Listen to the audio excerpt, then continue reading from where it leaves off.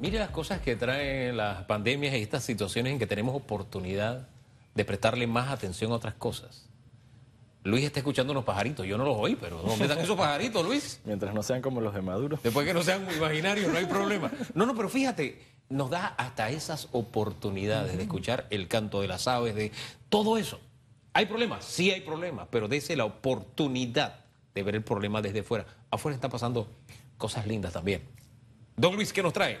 Quería comentarles o hacer un pequeño recuento de qué es lo que está pasando en el mundo con el COVID-19 en temas económicos y políticos para luego hacer unas conclusiones o dejar unos pensamientos de qué es lo que puede venir en temas económicos y políticos después de la pandemia. Primer pantallazo que lo vemos todos los días en los noticieros, en los segmentos internacionales, vemos que en Europa hay alrededor de 1.100.000 casos, con el mayor número de muertes por región en todo el mundo, que es más de 100.000 muertes, ¿no? Estados Unidos le siguen el número de casos con cerca de 1 millón de infectados. Muy interesante porque la gente piensa que en Estados Unidos se ha manejado muy mal el tema de la pandemia y de repente no me voy a meter a profundidad en las políticas nacionales, pero per cápita Europa tiene 1 millón de casos, pero tiene 700 millones de personas. Estados Unidos tiene 350 millones de personas y 1 millón de casos. Entonces, en verdad, per cápita hay muchos más casos en Estados Unidos que en Europa, ¿no? Hombre, y acá lo preocupante del tema Estados Unidos es porque usted va a hablar del tema económico, ¿no? Y eso tiene un impacto directo en el tema económico, lo que ha pasado con el petróleo, el valor del dólar, y todo eso umbilicalmente está relacionado con Panamá. Allá Continúe. vamos. Entonces, globalmente, ¿qué ha pasado? La Unión Europea, y obviamente todos los países de la región, se han movido de una manera muy lenta, porque ellos tienen el Banco Central Europeo, no es como muchos países que tienen su propia moneda, su propio Banco Central y pueden tomar sus decisiones monetarias, ¿no? Ellos en Europa lo que están haciendo es apostando por el presupuesto 2021-2027, que es alrededor de 1.3 trillones de dólares. Y esto para que tengamos el comparativo. Europa piensa gastar más o menos 1.3 trillones de dólares en rescate económico. Estados Unidos ya ha desembolsado 3 trillones de dólares. Estamos hablando también de cuánto tienes en tus cofres y en las arcas del Estado, ¿no? Mientras que China, obviamente una de las economías que más rápido estaba creciendo antes de la pandemia y que le interesa el crecimiento económico, no ha optado por desembolsos en plata, ha optado por cupones. Y es muy al estilo chino porque los cupones le llegan a los celulares a sus ciudadanos chinos con fechas de expiración de 1 día, 2 días, 3 días y solo para ciertos artículos. O sea, China está controlando el consumo de sus ciudadanos para poder, como un sastre, tejer la reconstrucción económica. O sea, cosas que no puede hacer una democracia, porque obviamente no podemos controlar tanto el consumo de las personas. Como un sastre, cada uno tratando de prevenir el desastre, porque fíjese, es bueno saber todas las realidades, porque de alguna manera, si nos quedamos solo en nuestra realidad doméstica, a veces hay medidas que se toman que decimos, ¿por qué? O por qué no se ha hecho esto. O sea, uno dirá, ¿por qué en exacto. Estados Unidos están recibiendo $1.200 en las cuentas bancarias? Bueno, sí, pero es una realidad distinta y un poderío económico completamente distinto. O aquí cerquita, ¿por qué a los ticos le dan, creo que son cientos y tantos de dólares, y a nosotros no? También está sus razones. Aparte de que el universo al que los ticos le dan es de 800.000 y tantos habitantes, 400 y tantos menos que a Panamá. América Latina es muy interesante y América Latina tenemos, o sea, normalmente por región estamos viendo que se parecen las medidas que se están tomando. En América Latina hay cosas completamente distintas. Nicaragua, por ejemplo, no ha tomado ninguna medida. Panamá, El Salvador han tomado una lista de medidas enormes, o sea muchos medidas puntuales, pero no son desembolsos de plata directo, mientras que Chile y Brasil y Perú están haciendo desembolsos de hasta 100 billones de dólares para reactivar sus economías. Ahora, políticamente, ¿qué está pasando? Estamos viendo también algo muy interesante. Estamos viendo al actor que normalmente es el actor de cooperación, el actor de democracia, de estrechar lazos, de libre mercado, que lo hubiese sido en el pasado Estados Unidos, ser completamente nacionalista. Está señalando a China por haber cometido errores y ocultar información que pudieron haber prevenido o tenido un mejor control de la pandemia. También está acusando a la Organización Mundial de la Salud de no hacer su trabajo bien y le quitó el financiamiento a la OMS de 400 millones de dólares. Nos vamos para China, que tenemos la impresión, China, autoritario, Partido Comunista, resulta que le ha dado ayuda humanitaria a 83 países del mundo. Ayer envió el cargamento aéreo más grande de la historia, 100 toneladas de insumos médicos a Ucrania. Además, aumentó su donación a la OMS. Obviamente, antes solo le estaban dando 20 millones anuales y ahorita le están dando 40 millones anuales. Entonces, Y ahí viene, disculpe que lo interrumpa, y ahí viene la discusión propagandística, ¿no? Quienes miran desde otro lado, lo que dicen es, espérate, es que esa ayuda de China no es gratuita, hay algo de fondo. allá vamos. Entonces, mira, ¿qué ejemplo tenemos en la historia reciente que podemos comparar con lo que está pasando? Todos los expertos están de acuerdo que la Segunda Guerra Mundial es lo más cercano que podemos tener, porque es un momento de crisis, de destrucción económica, de hambre, es un momento de alta inestabilidad política. Cuando se acabó la Segunda Guerra Mundial, se diseñó el sistema internacional. Y una de las cosas que la gente se puso a pensar es, ¿qué podemos hacer para que esto no vuelva a suceder? Y la respuesta fue, bueno, la democracia genera menor inestabilidad política, menores conflictos, menores chances de que tengamos una guerra como la que acabamos de sufrir. Ahora, ¿qué vamos a decir después de esto de qué es lo que no puede volver a pasar? Y yo creo que hoy en día, y esto es muy interesante, o por lo menos en mi punto de vista, la democracia en los últimos años está generando inestabilidad.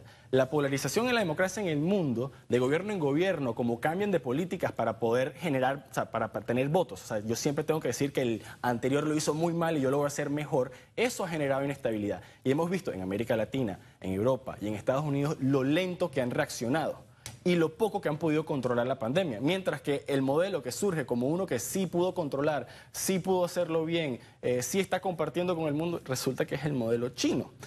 Y entonces yo creo que esto es muy interesante, porque ahorita estamos en un momento de la historia donde las ciudadanías del mundo estamos entregando de manera libre nuestras libertades porque sabemos que es lo necesario para solventar esta situación. Pero el día de mañana nos van a vender un discurso político de que eso fue, o sea, la pérdida... Igual que después de una guerra, los dictadores en toda la historia se quedaron con el poder. ¿Ustedes creen que después de esto los gobiernos del mundo, o sea, los centros de poder, no solamente el aparato político democrático, sino las personas y las influencias económicas van a soltar el poderío? Por eso es importante que el ciudadano siga empoderado y que con sustancia, con argumentos, de verdad, estemos dándole seguimiento a todo el tema de contrataciones, porque la pandemia no inmuniza a los gobiernos de transparencia y rendición de cuentas. No, o sea, todo lo que estaba pasando antes de la pandemia, todo lo que nos quejábamos de corrupción, lo que hacían los diputados, los nombramientos, las botellas, ¿por qué va a cambiar? O sea, ¿qué ha cambiado para que todos esos personajes que estaban aprovechándose paren de hacerlo ahorita? No ha cambiado y eso sigue ahí. Y me parece muy importante que recalques eso, de que tenemos que mantener nuestro empoderamiento, porque hoy en día estamos escuchando todos los días, radio, televisión, por parte del Estado, palabras como disciplina y obediencia como cosas positivas para alcanzar las metas de la nación. Y es cierto y necesario hoy. Pero esa disciplina y obediencia no viene de arriba para abajo en el futuro, sino debería de mantener, si creemos en la libertad y en la democracia, que más bien somos nosotros los que estamos decidiendo, ¿no? Se da en dos líneas y principalmente en democracia viene de abajo hacia arriba, porque el poder emana del pueblo, lo ejerce un gobierno. Ese es el principio. Ahí regresamos a la arena internacional, lo que tú decías de la ayuda internacional de China, que no viene gratis. Mira, cuando se acabó la Segunda Guerra Mundial, el Reino Unido controlaba más de 24 territorios en todo el mundo. Tenía control por encima de 700 personas fuera del Reino Unido. Pero ¿qué pasó después de la Segunda Guerra Mundial? El Reino Unido estaba quebrado y tuvo que pedirle préstamos a los Estados Unidos. Y entonces ocurrió la ola de decolonización, que la historia lo pinta de una manera romántica, como que el Reino Unido aprendió la democracia, vamos a soltar. No, estaban quebrados, no podían mantener su poderío a nivel mundial. Entonces, ¿quién va a estar quebrado y quién va a ser el nuevo amo de aquellas personas? No estamos viendo que Estados Unidos, como en el Plan Marshall en su momento, prácticamente le dio tanta plata al mundo que tenía control de las riendas del futuro del mundo. Hoy en día, ¿quién es el que está ejerciendo, o sea, imponiendo su influencia económica, política y militar en el mundo? China. Y eso es muy interesante. Ojo, es que la comparación merece la pena desgranarse todavía más, porque aunque teníamos un mundo bipolar después de la Segunda Guerra Mundial, indudablemente por su capacidad económica, la potencia número uno era los Estados Unidos, que es el que sufraga en gran medida todo lo que fue el Plan Marshall de reconstrucción de Europa. Ese mundo bipolar no nos afectaba porque el comunismo no llegó a conquistar América Latina, pero China sí está comprando recursos en cantidades enormes en América Latina y nuestras economías dependen Por eso le planteaba entonces el otro escenario, el de ahora es totalmente diferente. ¿Cómo administrar esa realidad a un país pequeño como Panamá? No, y a ver, todos estamos viviendo situaciones donde, por ejemplo, nos estamos dando cuenta que tenemos deudas y que esas deudas van a limitar nuestra manera de actuar en el día a día. Lo mismo va a pasar con un país. Un país va a tener deudas y va a tener limitaciones de cómo puede votar en organismos internacionales, qué decisiones puede tomar, qué puede comprar, qué políticas públicas puede ejercer dentro de su propio país por restricciones en su momento, por ejemplo, el consenso de Washington en los 90 le ponía restricciones a países latinoamericanos de sus gastos fiscales. Ahorita, ¿qué restricciones nos va a imponer quién a partir de qué préstamos que vamos a recibir? Entonces, si bien suena todo muy preocupante, lo importante es que lo estemos pensando constantemente para que no nos caigan a cuento. Por eso es que es importante que el gobierno corrija un aspecto en el que siento que está fallando. Comunicación, bueno, la comunicación política está fallando, eso es evidente. Por eso tiene una partida en la calle, en redes sociales, porque no ha sabido vender políticamente lo que está haciendo. Y recuerde que el gobierno es un ejercicio político. No estamos hablando de politiquería ni política de partido, no. Es la organización del poder en exactamente. El poder actuando en pro de la ciudadanía, ellos no han sabido vender de la mejor manera lo que están haciendo. Pero hay otro detalle en todo eso que no han sabido vender. Y es que, por ejemplo, en el tema de la moratoria, que es evidente que hay una gran cantidad de personas, si no la mayoría de panameños están esperando que el presidente le diga sí a esa ley, el gobierno no ha tenido la capacidad de decirle, espérate, sí, es que yo pedí prestado, pero lo que pedí prestado es una asignación específicamente para esto. O esto que tengo acá por ingresos es tanto y corresponde a esto. O yo tengo que pagar planilla todos los meses y es esto. Sí. Y lo que tenemos destinado a la Bolsa de Panamá Solidario es tanto. O sea, esa transparencia de manera sencilla para que la gente sepa que tenemos que arroparnos hasta donde alcanza la manta, eso no lo ha podido hacer el gobierno. Y ha pedido confianza y ha pedido una reacción de parte de la población que ellos no han sabido nutrir con información. Mira, los lazos entre las personas, o por lo menos de manera romántica, una forma de expresarlo, son mucho más estrechos en las trincheras de guerra. Entonces, esta confianza que nos está pidiendo el presidente, mire que se la estamos respondiendo todo el país. Mire que la gente está siendo disciplinada y obediente. Hemos alcanzado números de contagios, o sea, hemos logrado bajarlo y eso es un éxito. Ahora, la transferencia que tú dices a nivel cínico mío, yo diría, bueno, es que no quieren decir la verdad porque es preocupante. El presidente Cortizo el otro día en cadena nacional estaba hablando de la botellita de agua, que si se la toma toda de 2 tragos, después no tiene agua para más tarde. Bueno, creo que el país también debería de saber cuánto tenemos hasta cuándo tenemos que ajustarnos el cinturón, vamos a tener que pedir prestado a quién y bajo qué términos, y específicamente qué tenemos en las arcas del Estado y a qué está asignado. Es que lo que pasa es que nos han dicho cosas que el panameño normalmente no maneja. Diga, ha sido un éxito que hayamos logrado colocar estos bonos, sí, pero ¿por qué fue un éxito? Bueno, porque en este momento tú puedes conseguir un préstamo teniendo la economía en la condición en que la tenemos. Tú puedes pedir un préstamo o conseguir los bonos, ubicar los bonos a una mejor, o sea, favorables para el país. Pero solamente nos quedamos con que fue un éxito. Sí, pero espérate, explícame por qué fue un éxito. ¿Y eso para qué es? Entonces, esos detallitos que incluso se puede vincular a la emoción, porque la comunicación también tiene que ver con emoción, no la ha sabido administrar bien el gobierno actualmente. No, nuevamente te me adelantes a la idea, la emoción. Mira, todo esto puede sonar muy complicado o como que si te pones a analizarlo pueden haber muchas trayectorias, algunas positivas, algunas negativas. Lo central del tema político, lo que Hugo comentaba de la organización del poder en el país en beneficio de la sociedad, o sea, lo esencial es la estabilidad. O sea, lo más importante es mantener la estabilidad. El no tener transparencia, el efecto es que causa frustración, las emociones. Y la política es un juego de emociones y mucho más en democracia donde se le permite a la gente la libertad de expresarse.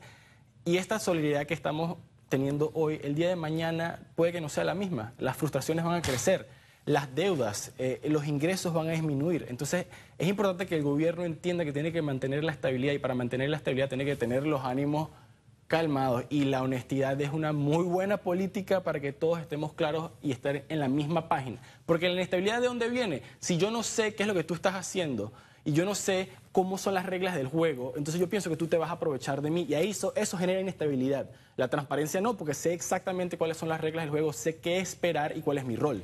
Ahora, también en comunicación es importante, y como esta es nuestra labor, comunicar, es importante un detalle. Tal vez para ti transparencia significa algo que para mí no tiene el mismo significado. De pronto para ti lo que estás haciendo es suficiente como mensaje de transparencia, pero para mí no. Y el asunto es que yo soy el receptor. Entonces ahí creo que tienen que buscar una sintonía porque hay un divorcio que hay en ciertos sectores con respecto a lo que está haciendo el gobierno porque no sienten que se está operando en la línea de la transparencia. Y eso hay que rescatarlo. Tenemos las herramientas de retroalimentación, las redes sociales. Obviamente no todo el mundo tiene acceso. Sí, no todo el mundo tiene acceso a redes sociales y puede ser también como que si estamos solo escuchando a cierta parte de la población, pero es lo que toca. Es lo que toca y las redes sociales hay que mirarlo con mucho cuidado. Miren, las redes sociales son una porción de la realidad, no es la realidad. Ojo con eso. Usted se mete en las redes sociales, por ejemplo en Twitter, que más del 90% son mensajes negativos, usted va a creer, además de que lleva sus problemas, usted suma todo lo que recibe como mensajes ahí y usted sale amargado, angustiado, qué sé yo. Pero respire un poco, esa no es la realidad. Es parte de la realidad y sirve de guía para la realidad, pero no es la realidad. Eso es muy importante porque si no usted se intoxica. Se intoxica. Así que muy buen manejo con ese tema. Y te pones o proyectas algo que está pasando afuera que no es la verdad. Exactamente. Pero en fin, mira, hay gente que pierde el sueño. Conozco gente que está a última hora de la noche viendo la red y se me quitó el sueño. Claro, ¿cómo no va a perder metido leyendo ese tipo de cosas? Usted tiene que estar pendiente, por ejemplo, de programas como este, con toda la humildad del caso, que tratamos de establecer ese balance. Hoy le hemos dado un viernes que para mí ha sido un bálsamo. Espero que para usted también. Espero que para usted también. Me llevó el comentario de Omar Alfano de lo importante es cómo vamos a salir de la cueva. Eso es lo importante. Y en la cueva tenemos que alegrarnos. Así es. Y mejorar, crecer. Salir mejor de la cueva. Así es. Así que con este mensaje de cierre, quiero invitarlo a que pase un excelente fin de semana. Es más, que hagamos el esfuerzo y nos regalemos el mejor fin de semana de nuestras vidas. El lunes está Susana Elizabeth de acá. Yo estoy allá en Telemetro Reporta Matutino. Así que en la distancia les mando un abrazo y bendiciones. Feliz viernes para todos.